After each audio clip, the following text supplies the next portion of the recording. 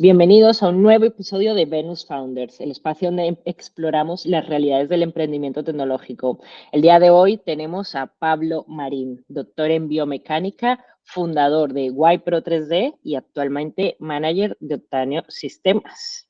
YPro era una empresa, una startup que se dedicaba al sector de la biomecánica deportiva y la impresión 3D. ¿Correcto, Pablo? ¿Qué tal? Bienvenido. Efectivamente, hola, ¿qué tal? Así es, YPro, pues bueno, es una empresa enmarcada sobre todo en el sector de la biomedicina, ¿vale? Y sobre todo, como bien ha dicho, de la impresión 3D de tanto de material ortopédico como férulas de protección y demás. Muy bien, a ver, es un tema que es realmente apasionante desde el punto de vista de cómo llevar la tecnología de la impresión 3D a aplicaciones reales, ¿no? Del consumidor, porque normalmente sí que es verdad que en el mundo de la impresión 3D vemos un desarrollo tecnológico, máquinas, materiales, pero realmente quizá donde la tecnología más cogea es en esas aplicaciones. Y yo creo que emprendedores como tú que crean startups donde realmente se lleve esa tecnología al consumidor final, son las que más estamos necesitando, ¿no? Cuéntanos un poco exactamente qué hacíais en Wipro y fundamentalmente pues, qué te llevó en ese camino a fundar la empresa. Pues realmente, como bien dice, nace de una necesidad muy práctica. O sea, nosotros como profesionales de la salud, en mi caso, pues me dedico al deportista de élite durante los últimos 10 años, entonces necesitábamos una serie de tecnología que no existía, pero sobre todo para ver los resultados en nuestros tratamientos. Entonces de ahí nació un poquito la idea con mi compañero y cofundador que fue Jorge. Jorge, pues bueno, en este caso él era campeón mundial de patinaje artístico y bueno, nació todo de una patología que él tenía en el pie. Entonces, ¿qué ocurría? Pues que sus plantillas ortopédicas no las podía meter en sus botas de patinaje. ¿Vale? Entonces tenían muchísimos problemas de adaptación, de patologías a nivel incluso hasta dermatológico, por esa fricción que llevaba dentro del pie de la bota. Entonces, durante muchísimos años reforzamos ese vínculo paciente-médico y un día pues le conté la idea que tenía en la cabeza de poder hacer todos esos tratamientos impresos en 3D con nuestra propia tecnología. O sea, que no dependiésemos en este caso de empresas externas o de que alguien nos diseñara un tratamiento que no fuese 100% científico y empírico. Entonces, nada, de ahí salió todo y empezamos a desarrollar nuestra propia tecnología. Es súper interesante, porque, bueno, pues ya nos has adelantado, ¿no? Que Sí. fundaste la empresa con un ex paciente tuyo.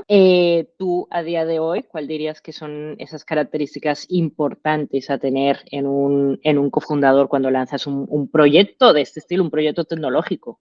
Pues mira, lo fundamental que creo yo, ¿vale? Muchas veces pregunta, ¿el emprendedor se hace, se nace? Pues yo creo que es un mix de las dos, pero realmente tienes que tener esa llama dentro de ti. O sea, eso lo tienes que demostrar en tu vida diaria, no tan solo únicamente a nivel negocio, no a nivel del business. No, simplemente en tu día a día, con tu propia persona, ¿no? Entonces, en Jorge, tanto Jorge como yo, venimos del deporte de élite. Yo, por ejemplo, está en la selección española de natación durante muchísimos años. Entonces, tenemos nuestro ADN el esfuerzo y esa resiliencia. Entonces, yo sabía que con Jorge no iba a fallar en ese aspecto, porque lo conozco en el ámbito deportivo. Y realmente es que así ha sido. O sea, hemos estado 24/7 trabajando en ese proyecto. Aparte, ahora adelantaremos un poquito, ¿no? Que lo que vamos a hablar quizás más adelante, pero no venimos de familias adineradas ni que nos resuelvan las papeletas, ¿no? Entonces, tanto a nivel deportivo como a nivel de trabajo, hemos llevado el emprendimiento de forma paralela. O sea, todo a la vez. Entonces, para nosotros Wow. era 24/7 dedicado a YPro, pero también pues pagando las facturas, ¿no? Entonces, claro, el esfuerzo es brutal. Entonces, yo creo que ha quedado muy demostrado durante todos estos años en nuestra constancia y bueno, creo que esas serían las cositas, ¿no?, que tiene que tener el emprendedor. La resiliencia, su constancia y sobre todo de irse adaptando al cambio. Si hay que pivotar, se pivota, o sea, hay que seguir, no puedes parar. Si viene el problema, ya tienes que tener plan B, plan C y plan D, pero hay que seguir, no te pares.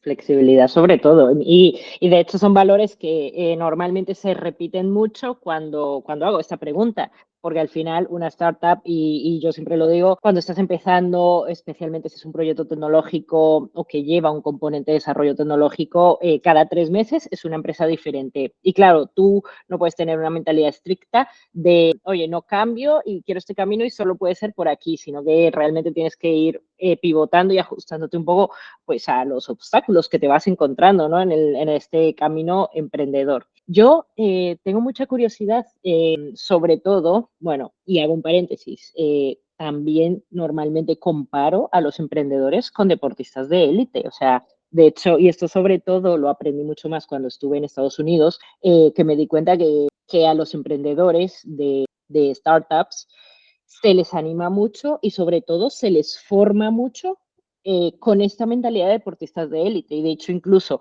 en algunas ocasiones vienen coaches profesionales que son del mundo de deporte, pero para formar, ¿sabes? Y mentorizar a emprendedores. Y luego ves, claro, en las startups americanas super top, que muchos de ellos tienen como mentores a estos coaches o incluso gente que viene del mundo del deporte. En vuestro caso, me llama muchísimo la atención porque vosotros ya estabais en este mundo del deporte. Tú comentaste que eras deportista profesional de natación, ¿no? Y igual Jorge, que era deportista profesional. Entonces, cuéntanos cómo conseguisteis, ¿no?, trasladar todos esos valores, y es que me interesa muchísimo trasladar todos esos valores al camino y al mundo del emprendimiento. Y lo tienes que buscar sobre todo alinearte un poco con el equipo que vas a ir encontrando durante toda esa vida de startup o de emprendimiento y rodearte de personas que también tengan esos valores súper fundamental. O sea, tienes que tener en tu equipo a personas con la misma mentalidad, si no, esto no sale a flote. Y sobre todo también hay que estar preparado. Hay una de las cosas muy importantes que quizá eso nosotros lo hemos aprendido con el tiempo o con las derrotas o el fracaso, que no me gusta llamarlo así, pero realmente son vivencias, ¿no? Y es que hay que estar preparado y saber decir basta. Es muy importante. Estamos hablando de que a nivel económico una startup te puede arruinar. Y cuando estás cegado por tu idea, yo creo que eso es la peor droga que puedes tener en tu organismo. Y es el error. Y yo creo que eso a nadie le enseñan en el ecosistema, ni en lanzaderas, ni en sesiones TED, ¿vale? Y es a afrontar y saber decir, ya está, se ha acabado. Ponemos freno. Bueno, has sacado un tema súper relevante sobre la mesa y que además es muy complicado. Nunca, o es un tema tabú, casi nunca se habla de esto, ¿no? Del decir basta, porque nosotros al final siempre tiramos como emprendedores y decimos, bueno, hasta el final siempre, ¿no? Pero es verdad que no puedes en algunas ocasiones jugarte quizá otras cosas cuando al final, pues el proyecto, oye, pues hay que dejarlo hasta aquí y estamos orgullosos de lo que hemos hecho y estamos orgullosos y digerimos todos estos aprendizajes, ¿no? Que de hecho es otra de las cosas que necesitamos crear en esta cultura, por lo menos en esta parte del mundo, en Europa, en España fundamentalmente, que es realmente no son fracasos, es un aprendizaje, es súper importante porque realmente es en la manera como se va creando ecosistema y en la manera como la siguiente vez que emprendes, que haces un proyecto, lo haces bastante mejor, evitando esos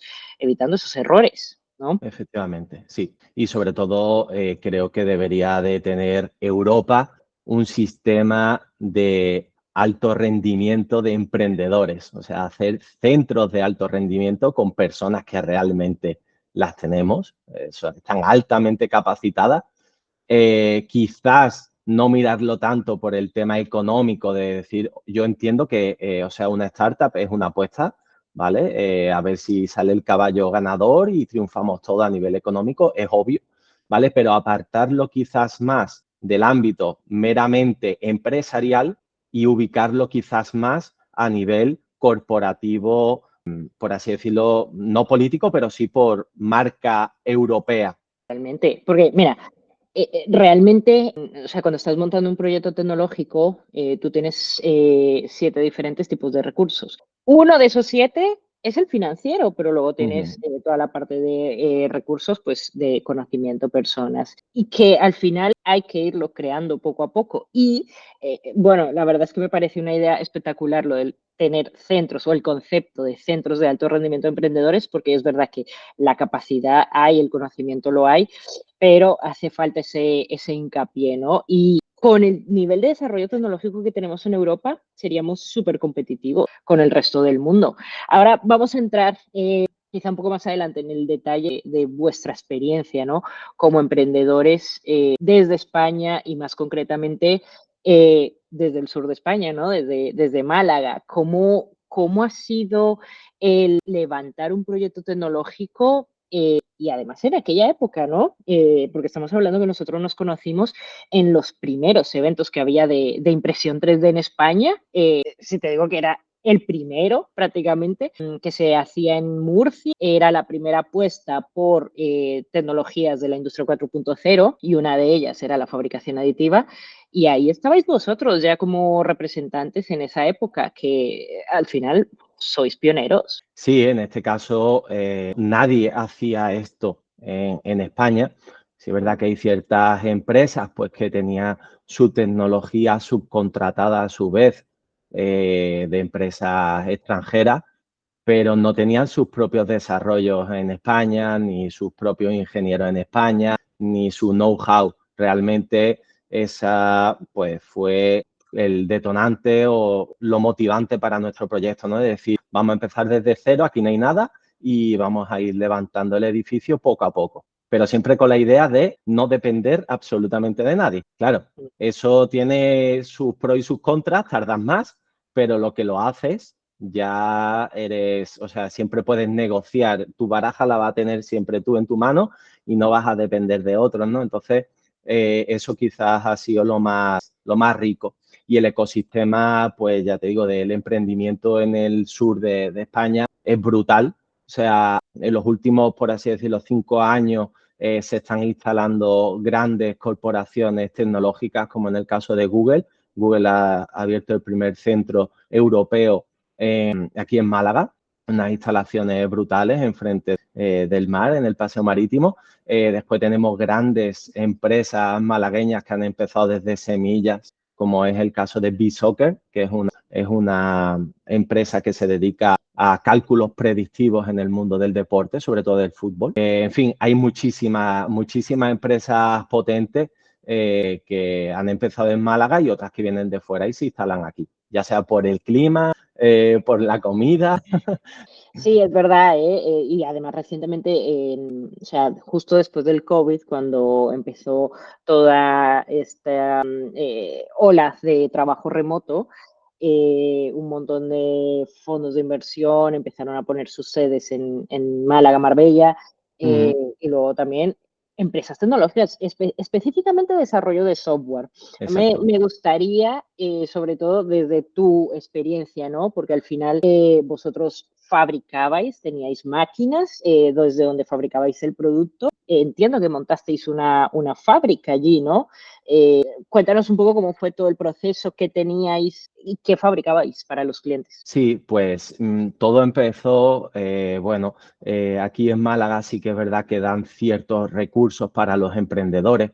Entonces hay una serie de incubadoras en Málaga que te ofrecen pues naves industriales pues, a precio posible, ¿no? O sea, para empezar desde cero. Entonces empezamos a través de eso, de una incubadora en una nave industrial y lo primero que adquirimos era pues bueno, un control numérico, una CNC, ¿vale? Para hacer sobre todo piezas de EVA y de elementos blandos, ¿vale? Pero sobre todo ya en los últimos 3 años de Wipro, en el 2019, adquirimos pues una serie de impresoras, en este caso de tecnología SLS, ¿vale? De láser, sinterizado por láser, porque sobre todo imprimíamos en PA11 y PA12, ¿vale? Aquí, y un paréntesis para los oyentes que no, quizá no son del mundo de la impresión 3D. Explícanos la PA, que es poliamida, cuáles son las ventajas, ¿no? También. Sí, bueno, realmente las ventajas vienen en cuanto a los diseños que nosotros ofrecíamos, ¿vale? Nuestras plantillas no son plantillas ortopédicas, eran plantillas biomecánicas. ¿Qué quiere decir esto? Pues que viene previo a un estudio que se le hace con una serie de tecnologías, en este caso las plataformas de presiones, ¿vale? Cuando te hacen un estudio o un análisis de la pisada, ¿vale? Se recogen por milímetro cuadrado las presiones en kilopascales de presión, ¿vale? Y eso se hace como un mapeo de calor de dónde o cómo carga cada pie, ¿no? Entonces, esos datos se exportan y esto es una de las cosas que hablaremos, que es el desarrollo propio de Wipro. Una de las cosas que nosotros hemos desarrollado mediante un plugin de, entre comillas, inteligencia artificial, lo que hacía era recoger esa colorimetría que ofrecía el informe para darle a la plantilla un cálculo de elementos finitos para hacer unas estructuras geométricas específicas dependiendo de cómo pisaba cada paciente. Entonces, todo eso lo hacíamos de manera automatizada y la única forma que teníamos para conseguir realmente las propiedades que requería el material por milímetro cuadrado era a través de la impresión SLS, ¿vale?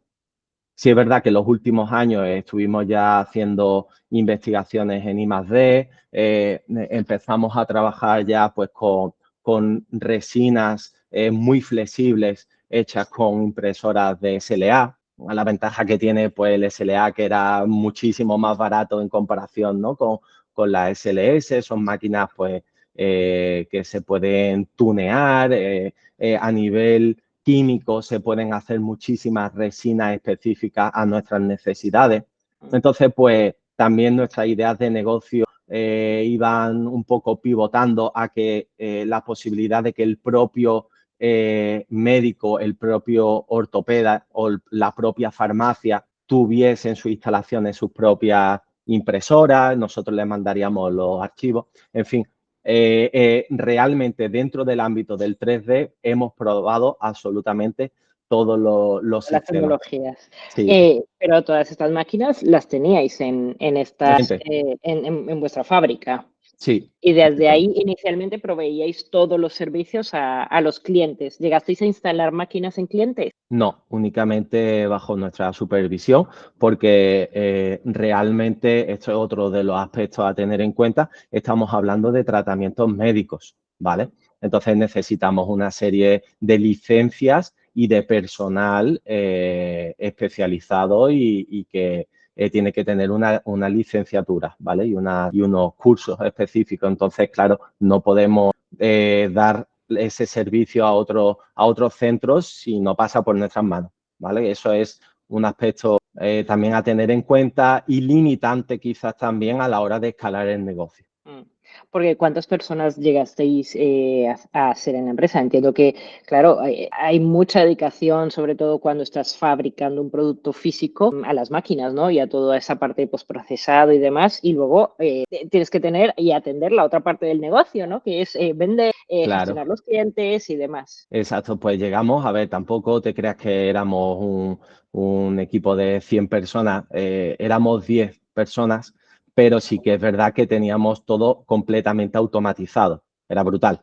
Entonces, claro, donde se perdía realmente el tiempo quizá era más en la parte manual, porque sí que es verdad que de la impresión 3D salía una pieza, ¿vale? Que sería en este caso la plantilla, pero dentro de esta plantilla también requería elementos blandos, en fin, adaptarlo a las necesidades de ese paciente o lo que nos pautaba, en este caso, los profesionales médicos, ¿no?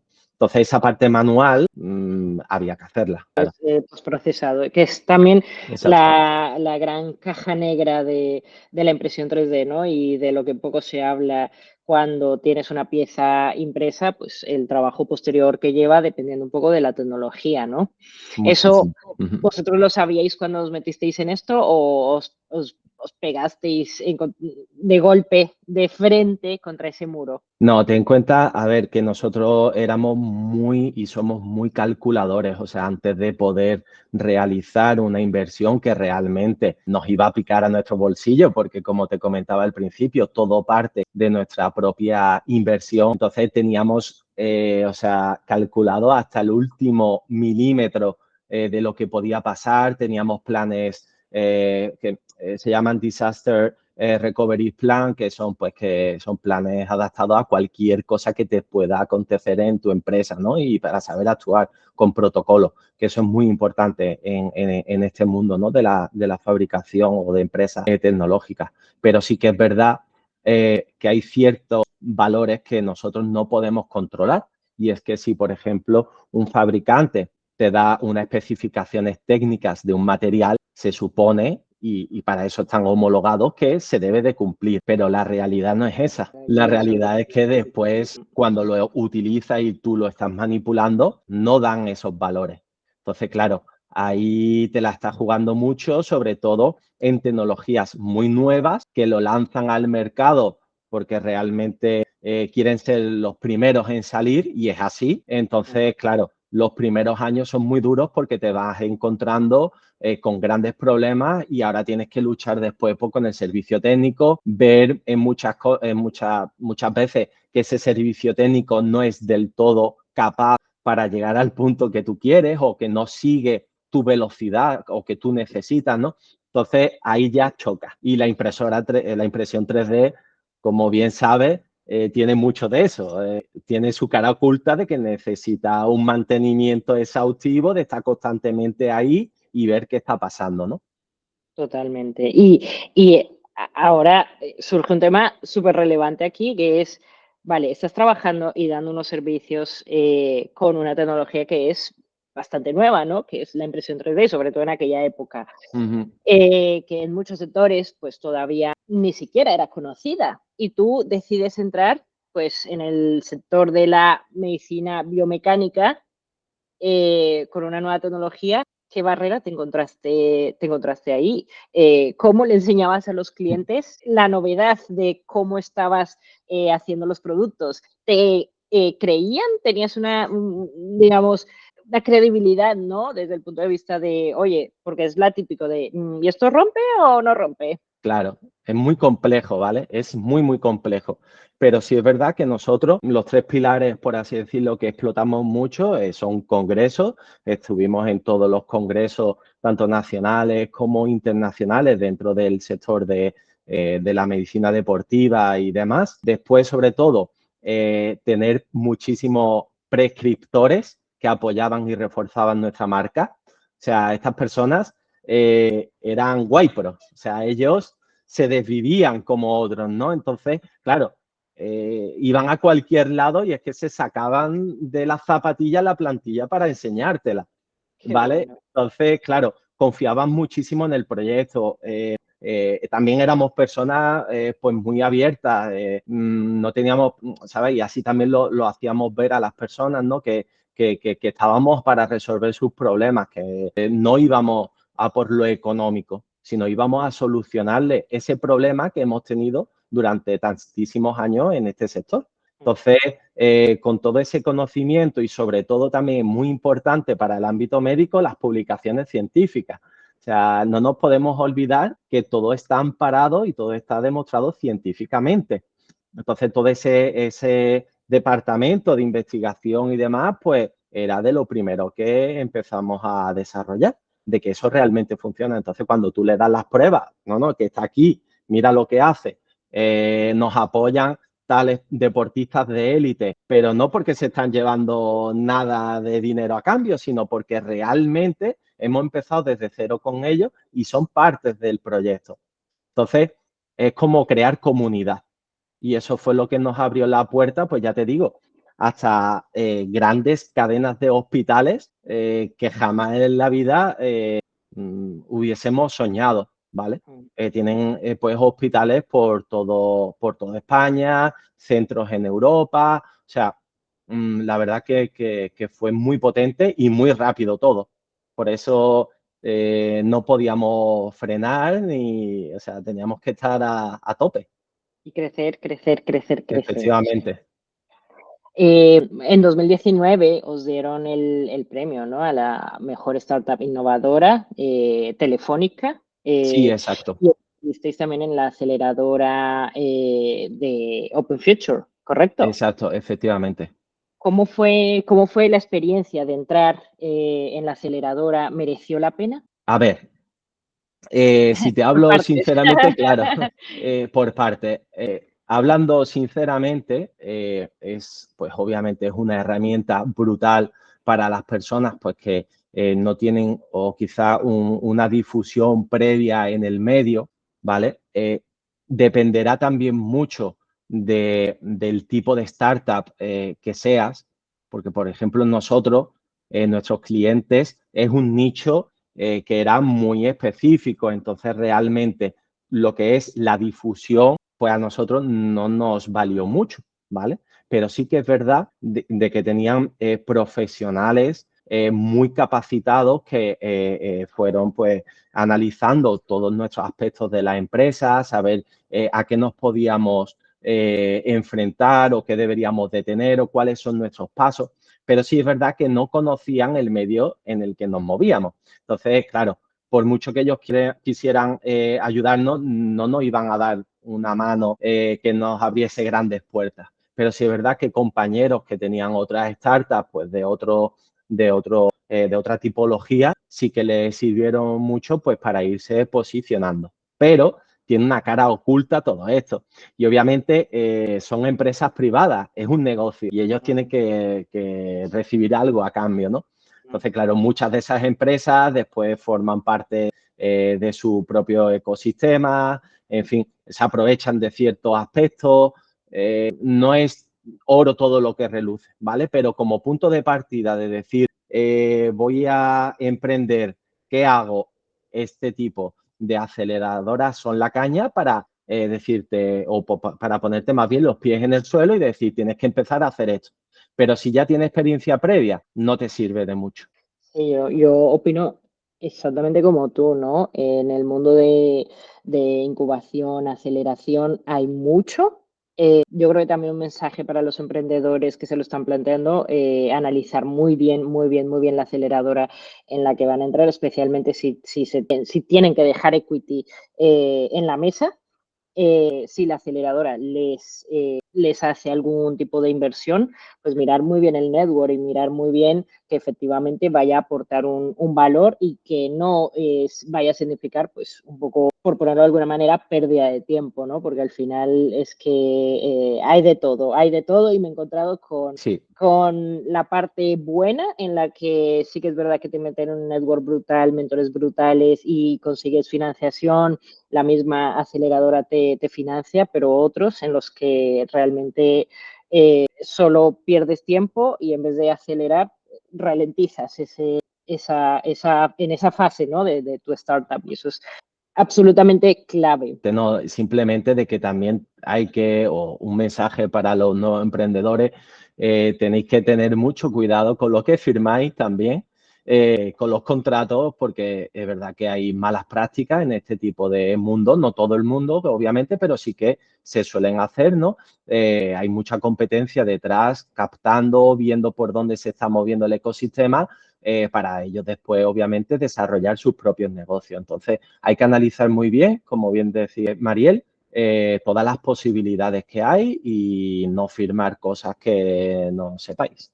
¿Aquí quieres contar algún aspecto clave de algún No, obstáculo sí, a ver, al que te hayas enfrentado en uno de estos acuerdos? sí, a ver, normalmente es que hemos tenido acuerdos de todo tipo. Yo me recuerdo de un incubado que tenía cierta vinculación con, en este caso, no voy a decir nombre, pero ya sabemos dónde estuvimos, ¿no? En qué aceleradora. y bueno, lo que te hacía básicamente es que firmabas un acuerdo como que le cedías partes de la sociedad, eran cantidades muy pequeñas, pero que ellos con inteligencia artificial iban a potenciar toda tu tecnología, y de esto te hablo de hace ya bastantes años, cuando todavía no se sabía muy bien qué era eso del Machine Learning, pero claro, ojo que hay muchos vendehumos, que no es oro todo lo que se ve. Así Mucho cuidado. como, exactamente, y esto es un mensaje de así como nos hacen a los emprendedores due diligence, nosotros como emprendedores, como founders, tenemos que hacer due diligence también a las aceleradoras, a los inversores, y es un trabajo que no podemos dejar de lado, es importantísimo. Y de hecho hay una frase que es, si no lo haces antes de firmar, es un perro que te va a venir a morder más adelante. Exacto. Hay muchísimas herramientas también pues, para emprendedores que si quieren echarle un vistazo dentro de las tecnológicas que se llama OSINT, O-S-I-N-T, ¿vale? Para que lo busquen en Google. Son herramientas para poder investigar acerca de corporaciones o personas, del rastro que van dejando, de esa huella que van dejando en Internet, ¿no? Entonces, a partir de ahí puedes hacer investigaciones bastante fiables de qué persona hay detrás de esa inversión, ¿vale? Y analizar. Eso lo dejo por ahí para que le sirva. Vamos a apuntarlo en los links del episodio. Muy bien. Bueno, ahora vamos a navegar quizá un poco más en detalle en esa tecnología, porque antes hablamos que teníais fábrica, hablamos que teníais el proceso automatizado, recibisteis este premio innovación. Específicamente, ¿cuál era el desarrollo tecnológico que estabais haciendo? Sí, pues bueno, mira, nos ponemos ya serios. Nos ponemos- Sí, realmente, mira, todo empezó, el primer desarrollo que hicimos es ver qué tecnología podía soportar el diseño que nosotros teníamos en mente para esas plantillas, ¿vale? Ten en cuenta que dentro del calzado hay muy poco espacio, entonces necesitamos un sistema de muy pocos milímetros, que soporte altas cargas de impacto del peso del cuerpo, que tenga una geometría de mucho arco, cuñas con milímetros de inversiones o eversiones. Entonces empezó todo ahí, ¿vale? Y dijimos, vale, pues vamos a hacer un estudio, vamos a ver, vamos a solicitar pruebas en diferentes distribuidores, lo típico, ¿no? Para empezar a sacar el primer MVP. Entonces, esa línea fue la primera que comenzamos a investigar. Después, lo primero que nos pusimos es, vale, tenemos un software de diseño, pero realmente nos estamos tirando para desarrollar una plantilla, pues 6 horas. Esto no es viable. Tenemos 200 pacientes pues, por semana, no tenemos horas en el día. Algo tenemos que hacer, ¿no? Entonces empezamos a ir viendo y empezamos, sobre todo donde vimos que teníamos posibilidades, es utilizar Rhino, ¿vale? Que es un software de diseño. Después, con Rhino, para quien no lo conozca o que no sea de este mundo tecnológico, es como una especie, ¿vale? Para que lo sepáis, de Photoshop, dentro del cual del Photoshop puedes realizar tus propios plugins que son como filtros para las fotos, ¿vale? Así a grandes rasgos. Entonces, en este caso, con Rhino, que sería la base del software de diseño, nosotros mediante una aplicación que se llama Grasshopper, lo que hacíamos era perfeccionar ese software de diseño, ¿vale? Lo primero que hicimos es, tenemos que hacer algo completamente personalizado y con los datos que nos da el estudio biomecánico, ¿vale? Esto tiene que ser empírico al 100%, tiene que ser científico. Entonces, lo que hicimos era lo que te adelantaba anteriormente, es que con los datos que nosotros sacábamos de las plataformas de presiones, ¿vale? Que es uno de los estudios que se hace en consulta médica, ¿vale? En el estudio de la pisada, eso nos da unos informes en PDF con una colorimetría de la planta del pie para saber en qué puntos estás apoyando, más carga, menos carga. Podemos saber también el COP o centro de presiones máxima o hacia dónde va la distribución del centro de gravedad. Todos esos datos son muy importantes a la hora de diseñar un tratamiento. Entonces, nosotros cogimos y con con valores específicos preconfigurados en el programa, en Grasshopper, analizaba los porcentajes de color de todo ese informe, ¿vale? A partir de ahí sacaba los datos y le daba una densidad específica a la plantilla por puntos. Eso se le llama, bueno, en ingeniería, cálculo de elementos finitos. Le vamos dando a la estructura geométrica unos valores específicos para que distribuyan toda la carga de la misma forma por toda la plantilla, ¿vale? Y eso fue nuestra primera innovación y que absolutamente nadie hacía. Llevamos la ingeniería al diseño, en este caso, en ortopedia, ¿no? Entonces, como si estuviésemos construyendo pues, puentes o edificios, pues hacíamos los mismos cálculos, pero para las plantillas. Es una aplicación súper interesante también de la impresión 3D porque cada geometría que apliques le cambia la densidad a la plantilla, ¿no? Y ahora sí que es verdad que vemos muchos desarrollos en varias industrias que la impresión 3D permite fabricar ese tipo de componentes, pero en aquella época sí que es verdad que era una innovación porque apenas estaba empezando a investigar sobre cómo las geometrías podían afectar, ¿no? La densidad, la flexibilidad. Y en vuestro caso, pues lo estáis adaptando ya a la pisada. Exacto. Entonces, la segunda corriente de desarrollo, como bien ha adelantado, es la geometría, ¿vale? Nosotros empezamos haciendo desarrollos de Voronoi, pues que vimos que en poco espacio pues podíamos distribuir muy bien la carga. Entonces eran como triángulos y vectores que lo que hacían era pues distribuir muy bien todo ese centro de presiones máximas y no teníamos un desperdicio de gran volumen. Esa sería la segunda corriente, ¿no? Y todo esto automatizarlo. Porque antes, obviamente, todos estos valores había que introducirlos manualmente, teníamos que tener un técnico específicamente cualificado para desarrollar esto. Es muy caro, obviamente. Estamos hablando que vender una plantilla de esta, el precio final al profesional era 70 euros. Entonces, claro, aquí había que darle mucho al coco y automatizar los procesos. Entonces, pues ahí entró en juego Grasshopper de automatizarlo todo. Hicimos muchísima programación en Python propia y funcionó pues muy bien. Eso por ahí. Después, el tercer punto de innovación es cómo vamos a obtener la huella del pie, o sea, las medidas del pie, sin nosotros estar presentes, ¿vale? Porque aquí teníamos una idea de negocio que, bueno, después la hablaremos, que a nivel de España, pues con la legalidad no se pudo ejecutar finalmente por la ley de productos a medida y la ley del medicamento. Y es que necesitamos obtener el molde del pie para nosotros desarrollar a medida un tratamiento. Entonces, de ahí la primera fase fue desarrollar el WiPro 3D Scan, ¿vale? El WiPro 3D Scan prácticamente, pues bueno, nosotros lo mandábamos a fabricar a China. Esto tampoco tiene un gran reconocimiento porque lo que hacíamos nosotros era decirle lo que queríamos y ellos lo hacían y nos lo traían y lo vendíamos nosotros, ¿vale? Pero lo guay y lo importante vino a los 2 o 3 años, a los 3 años de eso, y es que desarrollamos el WiPro 3D Scan app, ¿vale?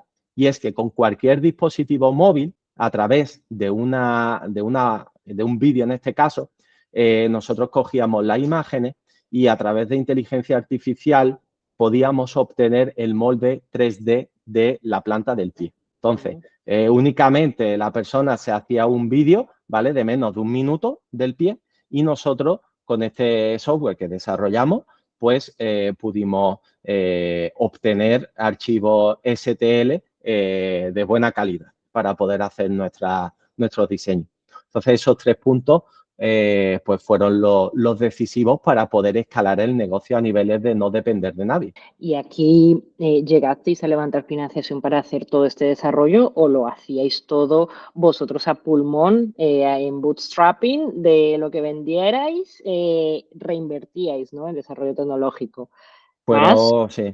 la inversión de los founders, entiendo. Fueron unos años muy difíciles, pero muy, muy difíciles por eso mismo, porque, o sea, no nos seguía el ritmo, ¿sabes? O sea, el tema económico no nos seguía al tema mental. Entonces, fue muy duro a nivel personal, porque claro, teníamos que seguir trabajando para poder pagar, obviamente, Wipro, para que todo el mundo también obtuviera la máxima calidad. Y entonces, pues los inversores al fin y al cabo eran family and friends, o sea, aquí no había de otra. Sí que es verdad que estuvimos en bastantes rondas de financiación, o sea, para obtener, perdón, inversiones y tal, pero es que no nos convencía ninguna. Real.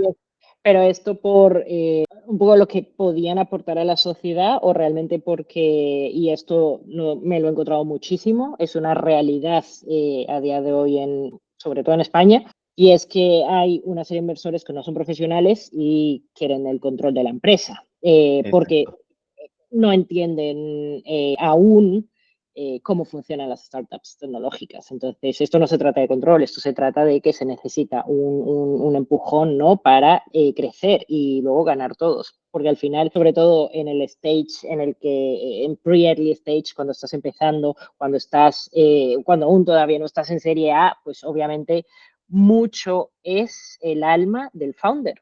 Exacto. ¿Es por este motivo que os llevó a no aceptar ese tipo de inversiones? Sí, específicamente eso. Ten en cuenta que íbamos a perder el control de la empresa. Realmente ellos querían un tipo de producto muy industrializado, muy masivo, y realmente esto pues no iba así. Quizás nosotros podríamos haber hecho otra filial de Wipro independiente que fuese a ese mercado, tipo, por ejemplo, te hablo, ¿no? Un Decathlon que quisiese hacer plantillas para corredores de forma masiva, te haces allí un escaneo en 3D y directamente, pues en 24 horas las tenías las plantillas en casa, ¿vale? Que eso era la idea que estábamos nosotros y que de ahí sí que íbamos a levantar muchísimo dinero de financiación. Lo que pasa es que teníamos en España el problema que te comentaba antes, que era a nivel, esto es un producto sanitario o no es a medida, porque si es a medida es sanitario. Entonces, no se pueden vender cosas a medida si no es de la forma de que la prescriba un profesional y te la haga un profesional. En Estados Unidos, por ejemplo, no ocurre eso y hay grandes empresas que han levantado muchísimos millones hace muchos años también y que venden masivamente. ¿Y vosotros cómo sorteasteis ese hándicap? Pues realmente íbamos creciendo conforme la empresa nos iba aportando. Era así.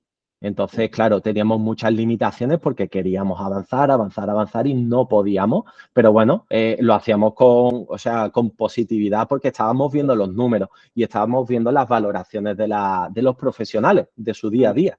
Entonces, claro, era un efecto llamada. Era cada vez más pacientes, más profesionales médicos que querían trabajar con nosotros. Pero es que eso es lo importante, Pablo. O sea, al final estaba leyendo justamente ayer, decía, los emprendedores celebran las rondas y realmente es como desprenderte de un brazo.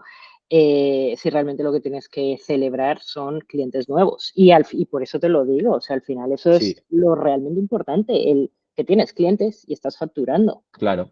Esto, o sea, era una idea de negocio, como es obvio, aquí todo el mundo queremos ganar dinero, pero sobre todo es vivir de lo que realmente te gusta. O sea, aquí todo el mundo queremos ser millonario, todo el mundo, quien diga que no le gusta un Ferrari, miente.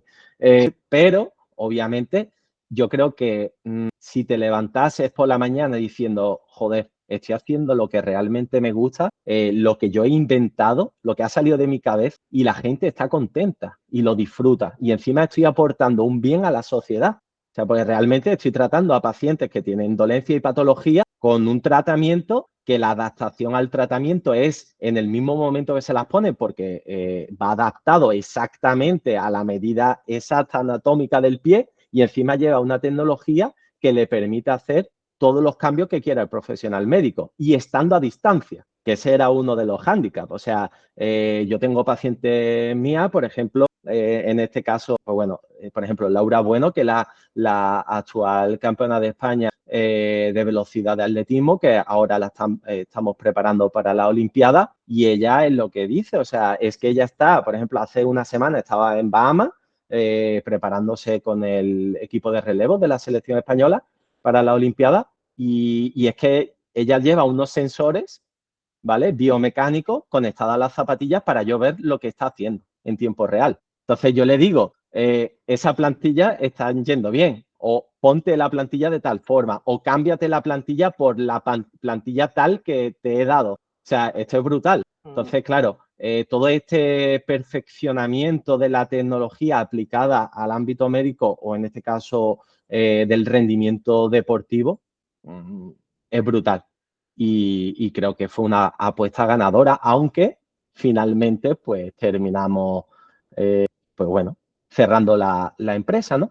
Pero Sí, quería entrar ahora en ese detalle, porque es verdad que estabais haciendo una labor de digitalización brutal de sectores donde tradicionalmente pues no se mira tanto quizá la tecnología en ese aspecto, ¿no? De cómo mejorar incluso la eficiencia de deportistas de élite.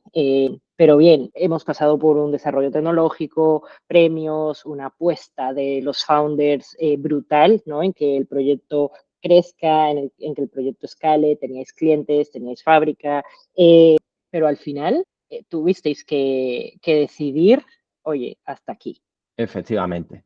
A ver, yo, o en este caso, queremos hacer un llamamiento o que esto le sirva a los emprendedores de algo. O sea, realmente esto es una experiencia propia vivida que le puede pasar a cualquier persona. Y bueno, es el auténtico MBA. O sea, aquí es donde vas a aprender a dónde tienes que hacer la apuesta, a dónde no, y lo que tienes que controlar de tu empresa. En nuestro caso, no fue una mala decisión, no fue que no pudimos abarcar un gran volumen de clientes o de producción masiva. Nosotros, como te comentábamos, teníamos nuestro Disaster Recovery Plan, que estaba todo al milímetro analizado. Para eso Jorge también es un obsesivo brutal como buen ingeniero mecánico que es. Entonces, todos los números los llevaba a la perfección. ¿Qué ocurre? Pues que hicimos una apuesta, ¿vale? Tenemos que saber que nosotros, obviamente, nuestro capital era limitado, ¿vale? Entonces, al principio, nosotros teníamos subcontratadas la fabricación, porque obviamente no podíamos tener una maquinaria porque nos costaba aquí, o sea, $500,000, ¿vale? Y aparte también todo el mantenimiento que requiere, etc, etc. Entonces, salió una nueva máquina, ¿vale? De una multinacional que tiene un gran reconocimiento y una gran trayectoria porque han sido prácticamente, yo creo, de las primeras impresoras 3D en el ámbito dental, protésico y demás que salieron, ¿vale? En este caso, pues bueno, puedo decir el nombre, ¿vale? Pero o sea, los que estéis en el ámbito sabéis qué tipo de máquina es en el sector dental. Son máquinas de SLA, ¿vale? Pues bueno, esta empresa fue la primera en crear una impresora SLS profesional, industrial, pero de escritorio, entre comillas, ¿vale? Entonces, pues obviamente, grandes campañas de marketing, somos los mejores, mira lo que hacemos, estas son las especificaciones técnicas, estos son nuestros materiales y están avalados, pum, pum, perfecto, vale, pues muy bien, contactamos con los comerciales, ya sabemos cómo son los comerciales, la primera vez que te ven es como que se van a casar contigo toda tu vida, que eres la caña, que no te va a faltar de nada, obviamente, quieren vender, muy bien.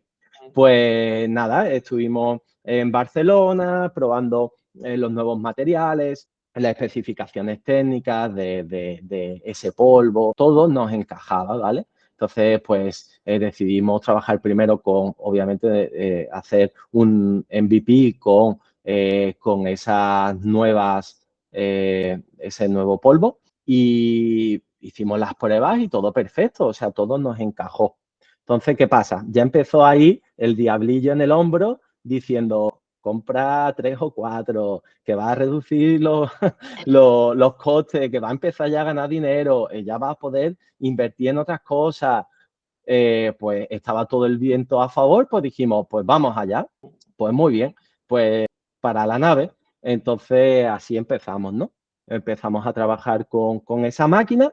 Al principio todo muy guay, todo súper automatizado, desde el portátil, desde casa cargábamos los archivos y se ponía a funcionar la impresora, con cámaras podíamos observar cómo iba el procedimiento, las temperaturas, en fin, todo súper bien. ¿Qué pasó?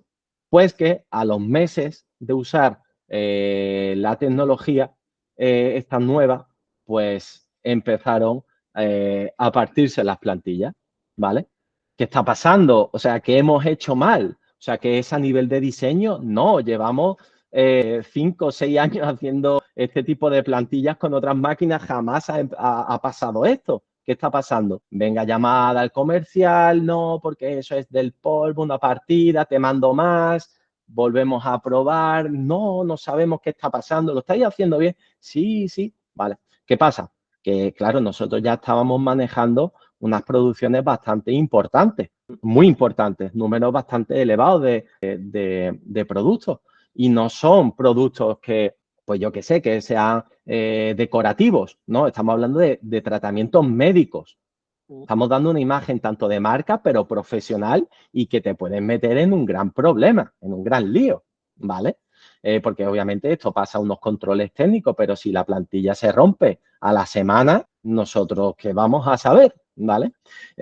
Entonces, nada, viendo, pues obviamente nos tuvimos que poner ya de forma seria porque no nos hacían caso y pasaron los meses, nos cambiaban la máquina, los propios técnicos no sabían ni el por qué o qué estaba ocurriendo porque la máquina estaba bien.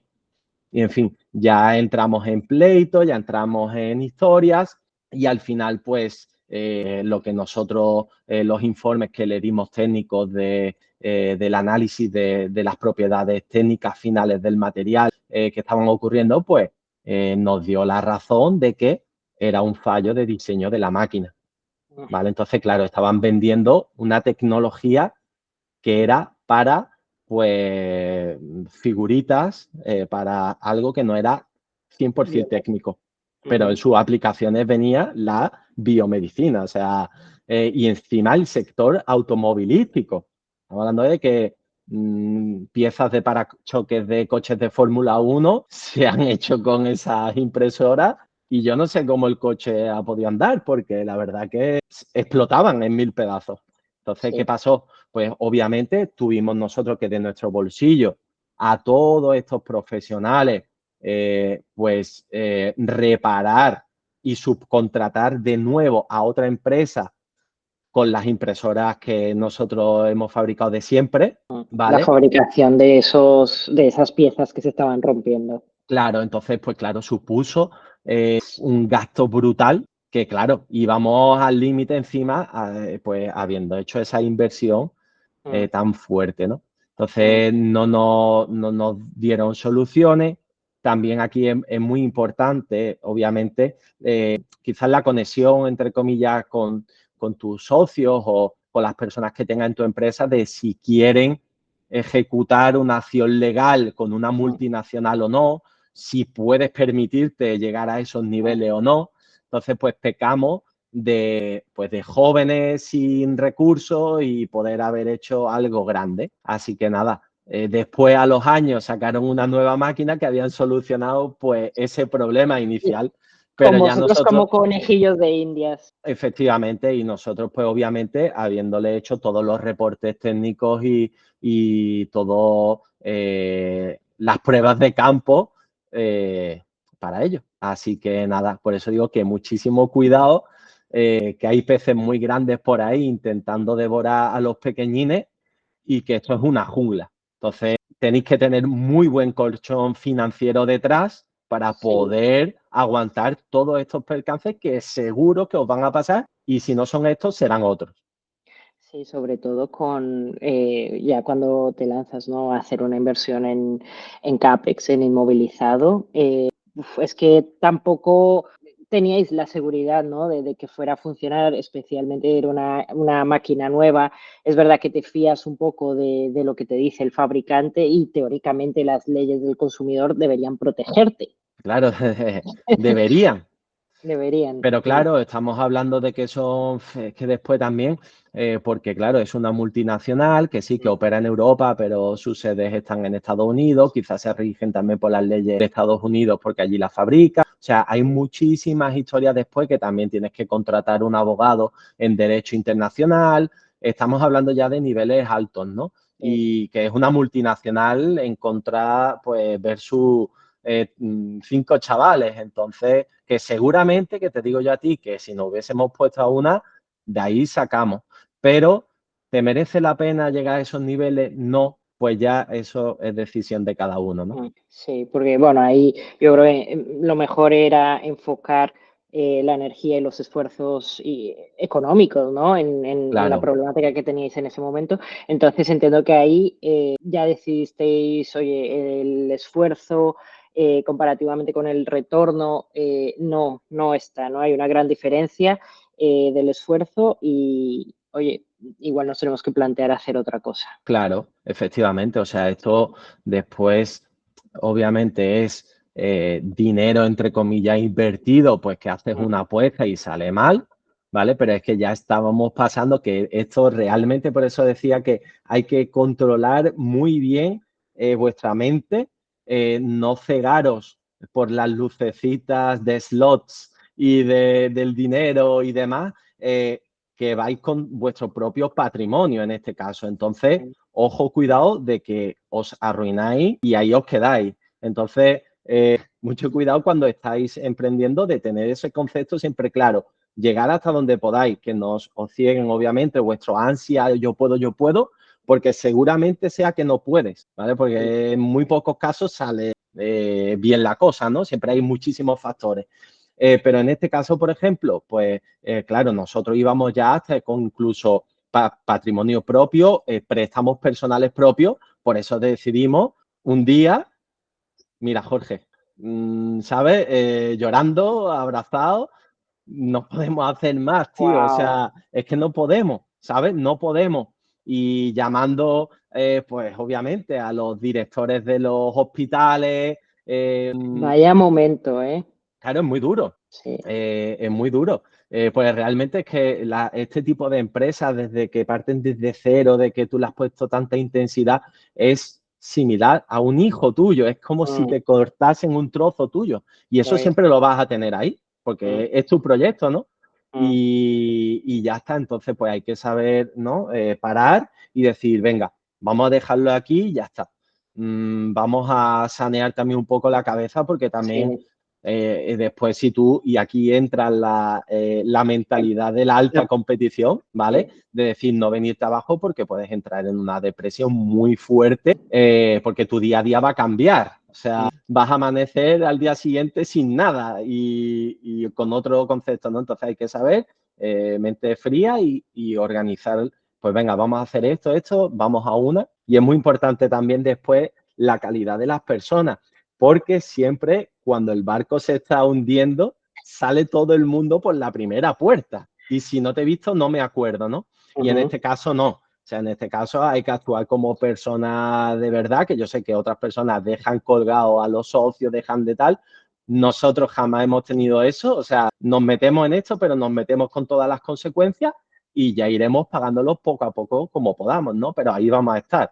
¿Sabes? mm, Entonces, pues ahí también se ven las calidades de las personas, ¿no? mm, Y ya está, entonces pues lo hemos dejado en cierta forma no aparcado, porque eso obviamente el proyecto guay, pero ya pues está cerrado y consolidado. mm, Ahí eso ya es una etapa pasada, pero sí es verdad que tenemos todo ese know-how, todo ese desarrollo propio que nos pertenece y que hay muchos sectores que eso también animar un poco, ¿no? Pues a los que nos puedan estar escuchando, y es que hay un sector muy bonito que está aportando cientos de millones en investigación y ni más de, están contratando a muchísima gente de este aspecto, y es el sector del calzado, mm, ¿vale? O sea, Adidas, sobre todo On, que es suiza, que es una marca de zapatillas de alto nivel, ¿vale? Tanto de running como de alta montaña y tal, que tienen departamentos de diseño 3D y de impresión 3D específica para el calzado. Y es una pasada. Entonces, para todas las personas que les gusten todo el tema tal, que sepan que tienen esa corriente abierta que ahora mismo está en auge y en el mejor momento, diría yo. Wow, menudo recorrido, Pablo. Ha Sí. sido, la verdad, que un viaje alucinante y sobre todo, ¿no? La toma de decisiones que tuviste que hacer. Y yo creo que también un llamamiento, ¿no? A la comunidad, y porque hemos estado hablando de crear ese ecosistema emprendedor, sobre todo abrazar, ¿no? Y el apoyo a emprendedores como tú, ¿no? Que tienen que tomar la decisión de, oye, pues el proyecto llega hasta aquí y ya está, ¿no? Y yo creo que eso te ha dado también muchísima fuerza y muchísimo conocimiento para los proyectos en los que estás ahora, ¿no? Porque ya han pasado 2 años desde que tomasteis la decisión. A día de hoy, Sí, ¿qué pues aprendizaje tienes de todo esto? Pues realmente a nivel empresarial, pues sabes enfrentarte a todos los aspectos de las áreas de la empresa, desde el marketing, desde el área comercial, recursos humanos. Realmente cuando empiezas desde cero tienes que hacer todo eso tú y tienes que aprenderte las leyes tú, tienes que saber hacer una declaración de la renta tú, o sea, todos los aspectos legales los tienes que hacer. Entonces, pues claro, todo esto te sirve y si encima has sido un poquito avispado y has conocido a muchísima gente, que eso es lo que también recomiendo muchísimo, conocer, moverte, viajar. O sea, realmente la riqueza de tu empresa está en los viajes que hagas al extranjero a conocer personas que tienen las mismas inquietudes que tú. Entonces, pues en uno pues de estas sesiones de emprendimiento y demás, pues conoces a personas increíbles, ¿no? Como en este caso, por ejemplo, Mariel, ¿no? Y claro, pues obviamente te conocen en esos aspectos que has estado sufriendo, has estado aportando, pues cuando te ven que quedas libre, quieren tener esa mentalidad o esas fuerzas y esas ganas, las quieren tener en su empresa. Entonces, pues gracias a eso, pues he pivotado completamente del sector, o sea, imaginaros de un sector de la medicina, nos vamos a un sector de la ciberseguridad.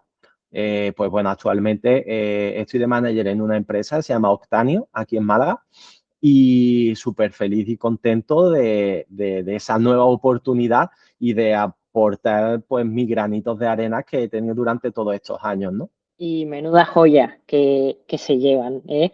Muchas gracias. Mm, a ti, Pablo, muchísimas gracias. Me ha encantado este episodio. ¿Quieres dejar una frase, un consejo de cierre para nuestros oyentes? Pues mira, yo no soy mucho de frases de azucarillos, ¿vale? Yo odio eso y Y me encanta, odio, y nos encanta en este podcast.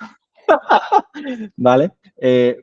Pero sí que es verdad, o sea, si el barco se hunde, lo conviertes en submarino. O sea, es que es así, ¿sabes? Tienes que ir a por todas, tienes que confiar en ti y sobre todo, muy importante, rodearse de personas que realmente tengan esas inquietudes y que aporten valor a tu persona y a tu proyecto, ¿no? Creo que eso es fundamental en todos los aspectos de la vida y, y es el motor principal. Buah, totalmente. Muchísimas gracias, A ti, Pablo, Mariel. y suerte en todos los proyectos futuros que tengas. Muchísimas gracias por la oportunidad. Un saludo. Hasta luego. Chao.